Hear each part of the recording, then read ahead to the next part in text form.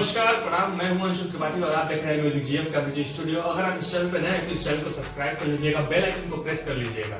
तो आज हम लोग बात करने वाले हैं भोजपुरी को शर्मसार करने वाले प्रमोद प्रेमी जी से आप मिलिए। जो वीडियो में आप देख सकते हैं, ये जो वीडियो चल रहा है पीछे, बताइए आप लोग भोजपुरी भाषा को ये लोग ऊपर ले जाने वाले जो ये लोग गाना गाते हैं, चलिए घोड़ी लंटेन जो भी गाना गाए ये लोग हम लोग सुन लेते हैं, कोई बात नहीं, पब्लिक का प्यार इनको मिलता है। लेकिन इस तरह का हरकत करने वाले लोगों को कभी माफ नहीं किया जाएगा।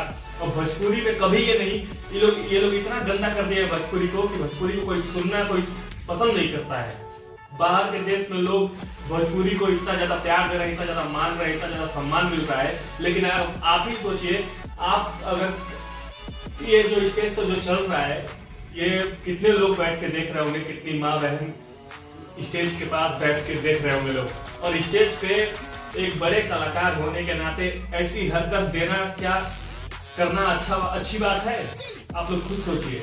इतनी गंदी हरकत करने वाले प्रमोद प्रेमी को मैं आज के बाद बहिष्कार करता हूँ।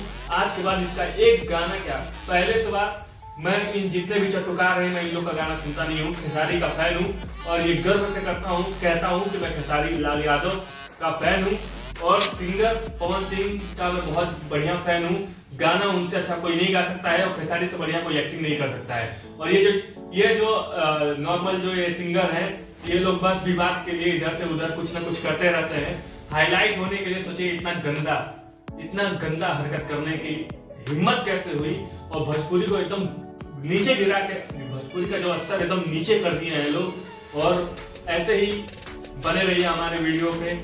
चैनल पे नए हैं तो फिर से एक बार सब्सक्राइब कर लीजिए और बेल आइकन को जरूर प्रेस कर लीजिएगा। जय हिंद, जय भारत, हर हर महादेव, नमस्कार।